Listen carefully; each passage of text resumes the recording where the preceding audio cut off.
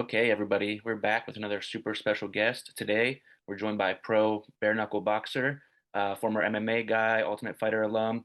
We have Dustin, the Disciple Pague. How's it going? What's up, Hunter? Thanks for having me, buddy. Yeah, absolutely. Let's just get right into it. For the people that don't know, can you just start where you're from, a little bit about your background, upbringing, everything like that?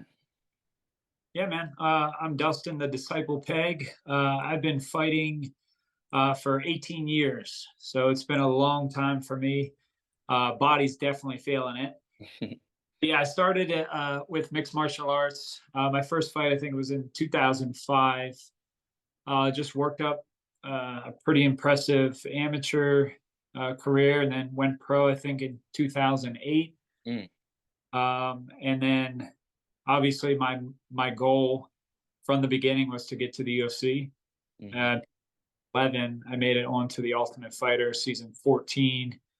Ended up losing in the semifinals by decision against TJ Dillashaw, which, I mean, if you follow UFC, you know TJ's a stud and became the champ. So yeah, it's never fun to lose, but if you're going to lose to somebody, it might as well be somebody as studly as TJ. So sure. and he didn't finish me. Went to the decision, so that's always a cool thing.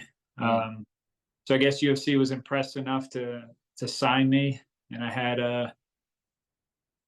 fought with them for about 5 years, I believe, in the mm, UFC.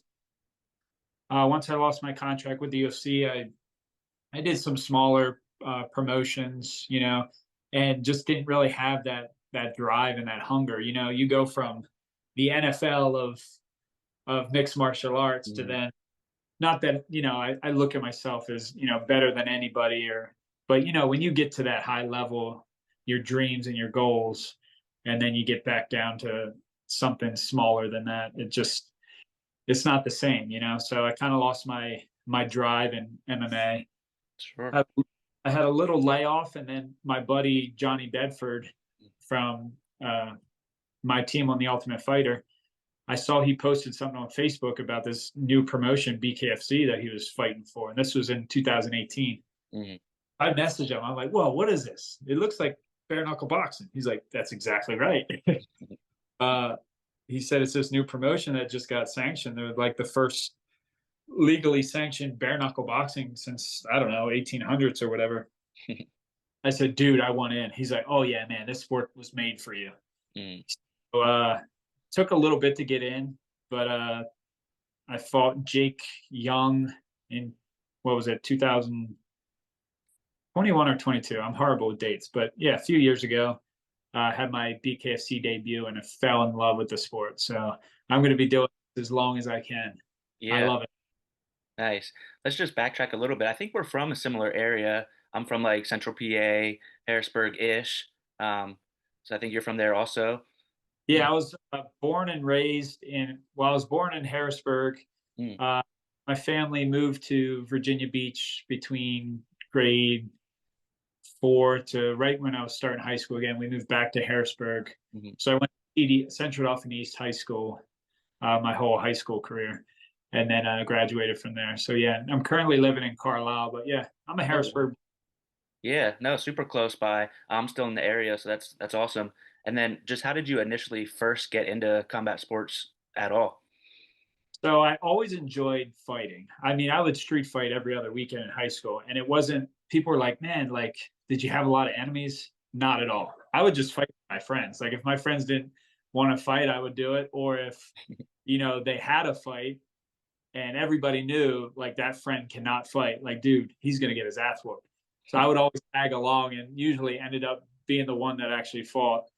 And it's not because I had any anger or bad upbringing. I just enjoyed fighting. Like, I loved it. Win or lose, I loved it. Mhm. Uh, so it's a funny story. Actually, me and my buddy Chris, this dates myself a little bit. We were in a Blockbuster, and I don't even town anymore. So we're walking through a Blockbuster, just looking for a movie to watch, and we see this UFC DVD. And I like pick it up. I'm looking at the pictures on the back. I'm like, this. At first, I thought it was like a wrestling, like fake wrestling or something. Mhm. And then I looking at the pictures and like, dude, these guys are like kneeing each other in the face and blah blah. I never knew about mixed martial arts. Mhm. I was probably 17 at the time. I'm like, dude, this looks amazing. Like, this is real fighting. So we took it home. I fell in love with UFC. I'm like, oh my gosh, I'm going to fight for them one day. My first amateur mixed martial arts bout 6 months after watching that DVD. Wow, And 4 years after I made it onto the Ultimate Fighter. that's huge. Yeah, it was just about chasing my dreams. I fell in love with something I didn't know existed. I Mhm, probably mixed martial arts way before when I started if I knew about it. mhm, But I started training. There was at that time there was no MMA gyms in the area. There was no BJJ or boxing gyms mhm. uh, in the Harrisburg area. So I actually hooked up with Steve Blackman, who studied Brazilian Jiu Jitsu. He's not a master at it, but it was a starting point for me. So I would do one-on-one sessions with Steve Blackman, and then he ended up starting his own. Him and I helped him with it, starting his own mixed martial arts school, and then it just grew from there. I started fighting as often as possible, and then things just took off. I've been doing it ever since. Yeah, yeah, that was the first name I was gonna bring up was Steve. I think I would have been a little kid, but I trained there for maybe like a month or so. That's uh, when I first found out about you. So I kind of been not necessarily following you the whole time, but I knew about you since pretty much the beginning. So that's awesome. And then what was it like just working with him? Now it's funny because he was, a WWE guy, but he yeah. obviously has the actual experience. But what was that like in the beginning? Oh, it was great, man. I mean, me and Steve became really good friends. He was very supportive. I mean, I think he might have saw some talent in me that most people didn't because I mean he didn't need to do all the things he did for me and travel and um, stick with me as long as he did. And at Mhm. some point he didn't charge me. I was just helping him out with classes and he was training me for free. So it was awesome. Steve's a great guy. He's very humble for Mhm. being a big name that he is. Yeah. He took me under his wing, and I owe a lot to him for that. Yeah. Yeah. Now, aside from Steve, were there any other early like role models or just people that influenced you in like within the sport? Uh, Obviously, I just after seeing that UFC DVD, I picked out guys that really inspired me. Like it was the GSP days, the Matt Hughes, Chuck Liddell days. Hmm. So those guys inspired me just because I wanted to be where they were. Um, so I traveled all over the place too, try to get as many good training partners as possible. I hooked up with Logan Holstein, was a buddy of mine at the time, and he would take me to all different places because we didn't have the talent base in Harrisburg to like Right. really to push me. So Hmm. I mean, we would go to colleges and wrestle, E Town wrestlers. And we'd make connections with people, and I would train places that I didn't belong, Yeah. just to get that higher level of training. But yeah, it was such a weird experience looking back now. It's totally different than it is nowadays. There's so Totally. much available to kids that want to be in mixed martial arts. There's a BJJ gym in every town. There's, Hmm. Muay Thai classes and boxing. There's so Right. much to people that want to fight where Hmm. when I started, there wasn't that, I was like, oh, you do boxing? Let me train with you, just Hmm. picking out. Manny Rose was another great trainer of mine. Manny was a big time boxer back in the day. He had an impressive, I think very impressive amateur record in college. He boxed and 100 some wins. And then he was 8-1 as a professional. And Manny's just a tough, awesome trainer. And I worked a lot with him back in the day. And we even still talk today. And he gives me pointers, and we try to link up as often as possible. So Yeah. Nice. yeah, Okay. man. And then so you have your amateur career and then you go into the Ultimate Fighter house. Just what's that experience like aside from the competition? Like, I don't know if you were ever on TV before that or like what was that just that process? Yeah, dude, that it's every time I try to explain this to somebody, it was almost like a out of body experience. It was so surreal because I used to watch this show. Right. You know, always believing in my heart that I would one day make it to that position. But when you fulfill a dream, something that seems so out of reach to some people, Mhm. just a young kid from Harrisburg with, a limited background that would just jump around at gyms to make it to that high level of competition was surreal, man. Mhm. I can just remember being on the show and the whole time just thinking like, I'm actually on the show I used to watch. Yeah. It was completely surreal. And same with not to jump ahead, but it might be your next question. After the Ultimate Fighter, actually walking into the stadium of a Mhm. UFC event at MGM Grand, where and Sure. watch this, like guys like I talked about, like Matt Mhm. Hughes and GSP, and like, dude, wouldn't it be great to be there one day? Mhm. And I just had that in my heart, and I had that in my mind that one day I was going to be there. So when it finally came to happening, it was like, oh my gosh, like legs numb, body. This is actually happening. Completely surreal, but Yeah. it was a feeling I never experienced. I mean, I just hope that people can understand that you set these goals and these dreams, and if you push hard enough, you can get there. Mhm. Because and once you get there, it's like a feeling you never experienced. Yeah, of course. No, that's probably you had to pinch yourself maybe a couple times and Yeah, everything like that. like Um, this. Come on. right. And then just the house environment, like, well, first of all, your coach is kind of a wild guy, Jason Mayhem Miller. Um, but do you remember that show he did? What was that, like on MTV, the Bully Beatdown show? Yeah, that Yeah, was a that was great. a crazy time. They should bring that back. I But know. but what was like just meeting all those people and then like living with 8 guys or 10 guys, whatever it was, like what was in the house? What was that like? And then meeting Yeah, everybody. I mean, it was crazy, and so when you get there, you're kind of stripped of everything. They take your wallet. You're not allowed any cash, no credit cards. They take your license, Mm, uh, your cell phone. You have no communication with the outside world. mm, And my story specifically was super crazy because I had a good job at the time. Uh, I was in the process of starting my own gym in Virginia, which is still doing really well today in Northern Virginia. But I had all this going on, and then I get a call from the executive producer. This when they were with Spike. He's like, "Hey, this is Gary DeFranco with I'm the executive producer for Spike TV. You made it through the first phase of the Ultimate Fighter." And I was at work at the time, and I thought it was one of my buddies messing. I was like, "That's a good." I hung up on him. nah. Back, same number calls back. He's like, "Hey, Dustin, Gary DeFranco again. This is not a joke. Please don't hang up. If you hang up, I'm gonna skip over you." Ooh. I'm like, "Wait, what? This is for real?" He's like, "Yeah, man, it's for real. You're not in yet.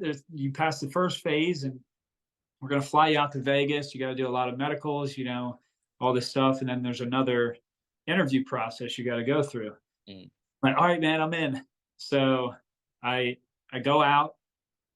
I do this crazy interview with all the higher ups of Spike TV and the UFC, and it's just another surreal experience. Like, I can't believe this is happening. mhm, And then I get the call again that I made it uh, to the final phase mm, where I fight to get in the house.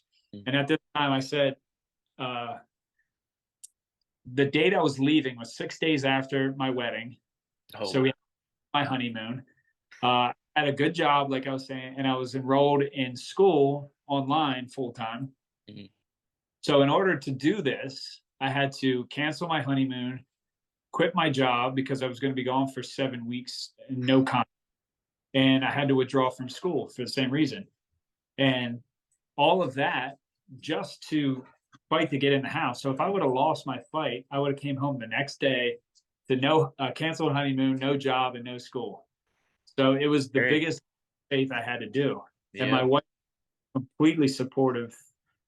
We've been together 17 years now, so she's been on this journey with me the entire time, and she's like, "This is your dream. You got to go for it. Mm, We honeymoon anytime." So most most MMA guys don't have a wife like mine. It's hard to find a support system like that, but So luckily, after quitting my job, withdrawing from school, and canceling my honeymoon, I made it into the house. I beat Tateki Masuda, which was a scary first fight matchup because he was, like #1 in Japan at the time. Mm. So I pulled that win off and made it in the house. And yeah, to answer your question about the house, completely crazy, dude. So What's going on, everybody? If you're enjoying this video so far, make sure you hit that like button, comment, subscribe. Let's get back into it. they put those necklaces. I don't know if they still do it, but those necklaces they wear are mic'd up. So you Right. have to have 24/7. If you get up at 3 in the morning in the middle of the night to go to the bathroom, you got to put that on because they're constantly monitoring you. Mm. And they film you all through the night. They have crews of camera people coming in. So if you and me want to wake up in the middle of the night and mess with another teammate, Yeah. they know. So as soon as you walk out the room, there's cameramen on you, and you got to pretend out there. You're not allowed to look at them or acknowledge them. It was a weird thing to get used to. Mm-hmm. Like completely go about your business. If a camera's in your face, pretend like it's not there. Mm-hmm. Even if you're secluded in the house and you're whispering to somebody and it's something important, you got cameramen rolling in. So it was a crazy experience, man, to be on a reality show. Mm-hmm. And about the Ultimate Fighter, a lot of like shows you see nowadays, they seem so scripted. And the Ultimate Fighter's not. Like they encourage you to like, just be crazy, be fun, entertaining, like do wild stuff. Alcohol. Yeah. Yeah. And they load the fridge with alcohol. I mean, I stayed focused on the show. I didn't get in any of that. I was there for one goal, and that was to win. Mm. So I did a good job of dieting right and staying focused on the fight. So I wasn't as entertaining on the show as, most guys, but I wasn't there to be an entertainer at that time. I was there to win and get a contract for the UFC. So, of course. But yeah, it was crazy experience, man. It's something that, I'll never get a chance to do again in my life. It was awesome. Yeah. A little while back, I spoke with Corey Hendricks, who was also an Ultimate Fighter alum, and he said the weirdest part was like fight day. You wake up and the camera's like on you all day that day. He said he woke up, it's right in his face, like, yeah. Yeah. But then you spoke a little bit about the competition. You ended up, losing to TJ Dillashaw, which not a bad guy to go out to. Yeah. Did you know at that time like how good he was going to be or anything like that? Or I mean, he was coming from Team Alpha Male, and they just produced studs. Everybody knew his wrestling pedigree, and so yeah, it wasn't a shocker to me that he was going to be a stud. Everyone kind of figured he was like Uriah Faber's prodigy at that time. So yeah. I wasn't shocked at all seeing how well he did after the show. Right. Okay. And then just looking back, like on your experience, what were some significant things? Obviously, you get to meet Dana and like the top-notch facilities and stuff like that, but just what do you think you got from that experience as a whole? Yeah, I mean, Dana, it was crazy seeing him. He'd roll up to the house and visit us and tell us certain things. And every time that guy rolled up, he had a different Ferrari or Lamborghini, always a different car. I'm like, geez, man, come on, load us one of them things. Right. So yeah, just really cool experiences that you don't really experience unless you're there watching the show. All the behind the scenes stuff was really neat. But the whole time, like I said before, the big thing with me is just how important it is to like express to people that I made that happen for myself. Like it was all something that I created in my mind and that I chase after. And my friend Chris can tell you, when we watched that UFC DVD back when I was 16, 17 years old, I said to him, I'm like, I'm going to fight for the UFC one day. Yeah. So it wasn't by mistake. It was by something that I truly wanted in my heart. And I just kept going for it until it happened. And not saying I did it all on myself. I know God helped me with everything. He lined my path up and put the right people in my life to help get me there. It was so much more than just myself, but the main thing was just staying focused on my goal and chasing after my dream. Yeah. Yeah, of course. And then you do have your stint with the UFC afterwards, because I don't think a lot of people realize even the people that don't win, a lot of those guys kind of end up on there anyway, you know. But what was your most memorable experience just being in the organization? Um, Probably just how amazing the workers are. Like everything was flawless with the UFC. Being having fought for so many different promotions, Mhm. career, like they are so on point with everything. You know, you show up at the hotel, you got this nice gift bag of all the merch.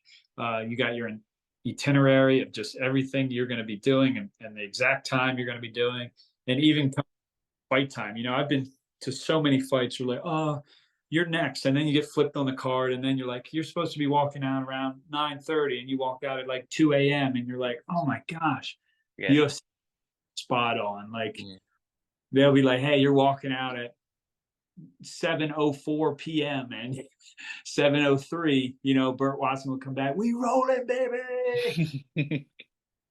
So the great thing about it, like you knew exactly what was happening when it was happening, so you can prepare.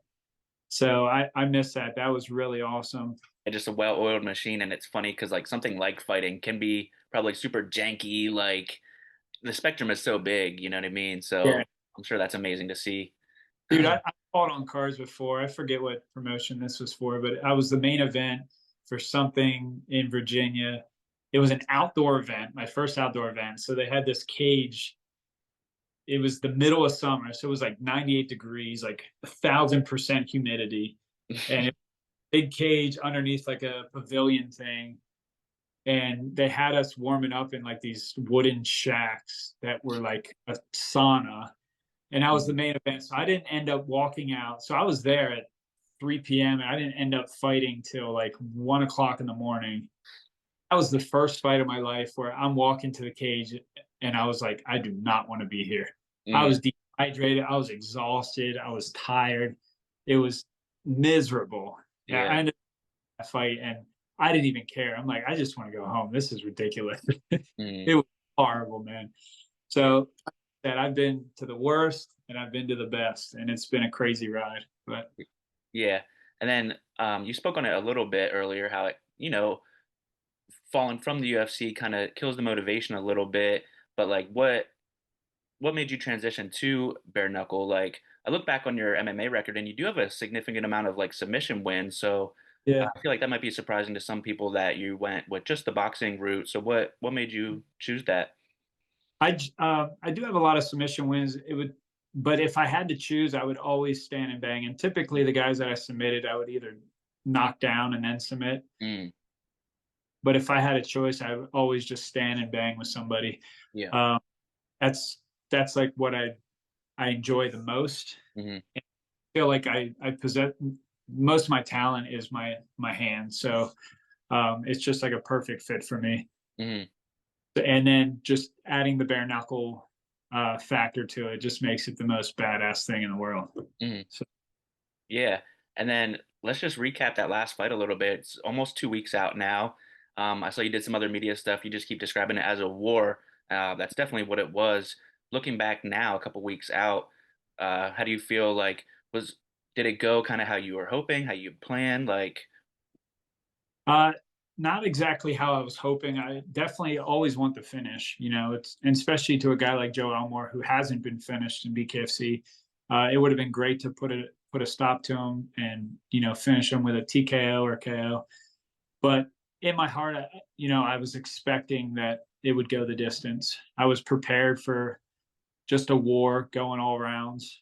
Um, but I'm happy if you're going to win by a decision, it's best to win by unanimous.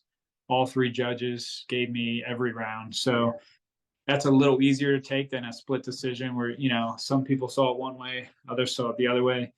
Uh, so that part's nice, but yeah, um, completely expected that. Joe is a super tough guy with a mm, big old blockhead that can take a punch. So uh, I was 100% ready for that, and that's how it panned out. yeah. And then once you get into it a little bit, like that second, third round, like how did you feel like it was going during it? Do you even have time to think about that or? Yeah, I felt really good. like I was saying to a lot of people, I think that was my most disciplined fight because I love to just, plant my feet and just throw bombs and try to rip people's heads off. And I knew Joe was a dangerous opponent to do that against.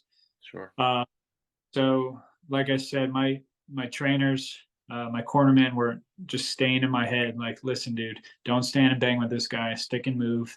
So I think I did a really good job of executing a game plan, Hmm. probably better than I ever have because there's always a game plan, and then it goes out the window when you get punched in the face and you just Right. start. So probably not my most exciting fight because usually I just get in there and throw Hmm. bombs, try to put them away.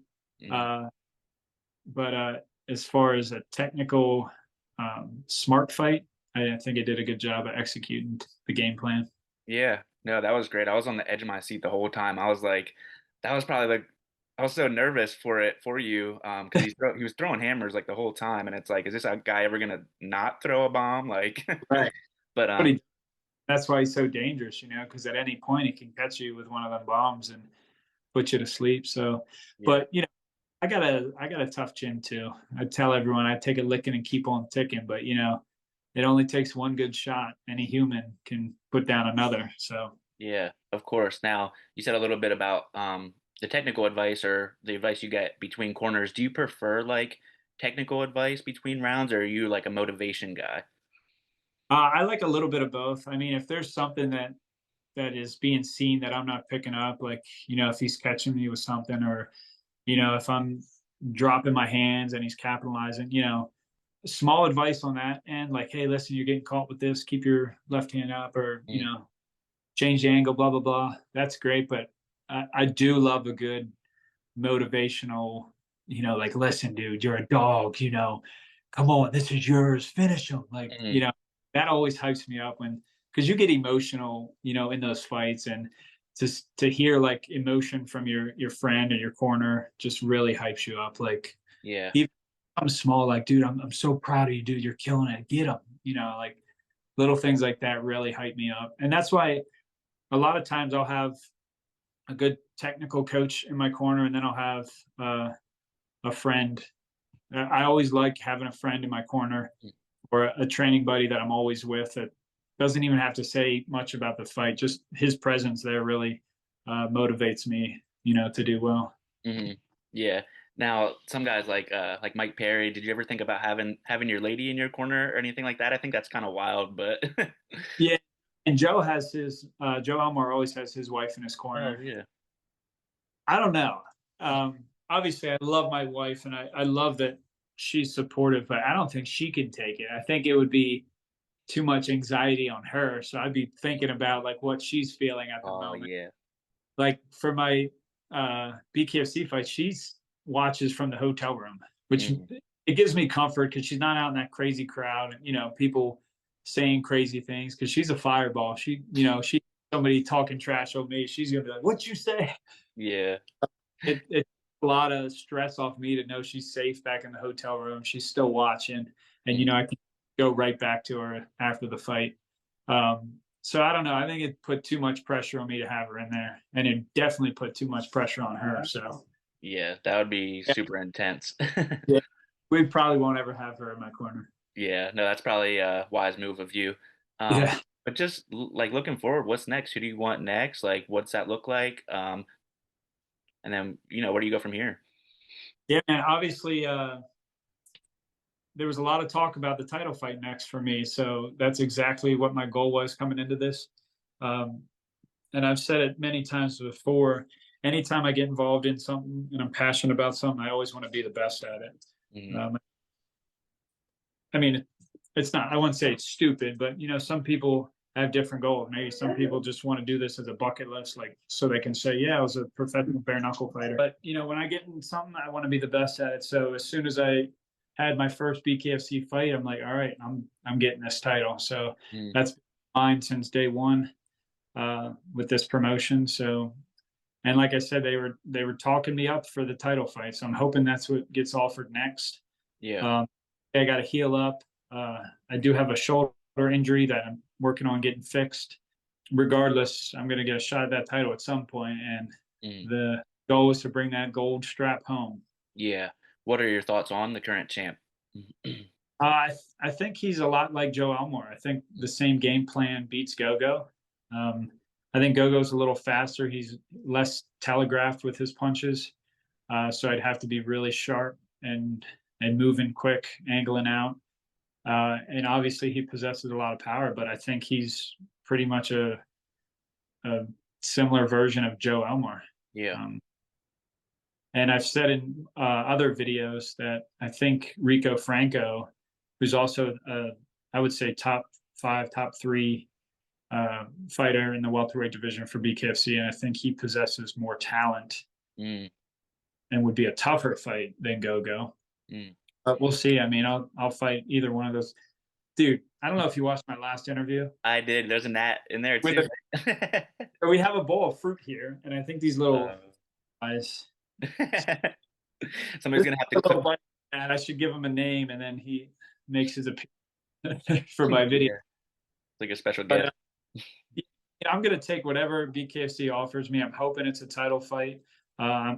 I truly believe that I can beat Gogo, and I truly believe I can beat Franco and any other person in the welterweight division. So Mm, whoever I got to step in front of and prove it to BKFC, I'll do it. So yeah. I'll be ready.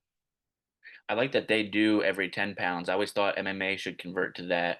Um, Yeah, so easy. welterweight, yeah, welterweight for there is like 165. And is that a more natural weight for you? Because you were MMA at what, 135? Yeah, I cut a lot of weight. That's Um, insane. yeah, man, I would cut 30 plus pounds in the UFC. That really drained me. I think if I had to do it all over again, I'd be at a different weight class. But Mm, obviously, heavier now than back when I was 21 years old. But sure. I walk around like 175 now, so I only cut 10 pounds. Oh, So that's not bad. Doesn't seem too bad at all. very, and if anything, I could gain a little more muscle mass. But I feel good. I feel quick, and I feel uh, healthy. Just cutting a little bit of weight as opposed to just killing myself and starving myself to make a weight class. So Yeah. I feel 65. It's natural for me. Yeah. Yeah. Okay. And then just like outside of fighting, like I know you're a family man. Do you have any like other hobbies or interests? What do you like to do when you're not training or fighting? Yeah, I love entertaining friends. Me and my wife love having friends over, just hanging out, watching fights, obviously. But I'm a big sports guy too. So whenever my kids are involved, we're always out back playing sports and being active. Hmm. Um, anything outdoors, Yeah. I'm for it. And anything competitive. I'll make a competition out of anything. So currently, the champ at cornhole, bocce ball, bring it on. Any yard game, I'm Yeah. down. You're the neighborhood champion. Yeah, I love working out and just being active and Mhm. with my family. Yeah, I got 3 kids, so whatever they're down to do that day, I'm in for it. Yeah, I've seen the videos where your son's in the full pads and you're doing like the tackling drills and stuff, and I'm like, oh, I hope you don't, hurt your hands or something like that. But makes me nervous as a fan and like I have like a promoter mindset almost. Yeah, they're probably like, man, you got to be careful. You got a fight coming up. Yeah, But but yeah, I okay, mean, but I would sacrifice getting injured to spend time with my family. yeah. Oh, that's amazing. And then just what like, I mean, what like, are there any other events or anything like coming up, or like what can we look out for? I guess you're just waiting on your next fight. Yeah, I'm waiting to hear what they offer. I'm not sure a time frame or not, but I think there's some big news coming our way Mm. for BC. I don't know if it was announced yet, but I'm pretty sure Pennsylvania is going to be the next sanctioned state. So it would be Oh, great uh, to get that strap and then maybe do something big like at the Giant Center or something for oh my gosh. a, Yeah. defense. So we'll see. I don't know. There's some big stuff happening with BKFC. I don't have any dates or anything to give you. I'm just That's okay. yeah. But as soon as I find out, I'll be posting it. So keep an Yeah. eye. Man, that'd be awesome for something to come to PA because that's right. I'd be there for sure. Oh man, we'll pack the house. That'd be great. Yeah. I think December I'm going to my first MMA event. I'm just super stoked for that. But to come to a Nice. BKFC would be awesome too. Yeah, there's nothing like watching something live. Being ringside side is it's phenomenal. Yeah, that's awesome. No, but yeah, I can't wait to watch your journey and see kind of where it goes from here. Do you want to just like plug your socials for anybody that doesn't follow you already? Yeah, man. Just look me up on Facebook, Dustin Pague, Pague, and then same on Instagram at Dustin Pague. Yeah, give me a follow. I also have a merchandise website that's in my Instagram bio. So check out some Disciple gear. But yeah, that's all I got, man. All right, perfect. There you have it, folks. That was BKFC welterweight Dustin the Disciple Pig. I hope you enjoyed it.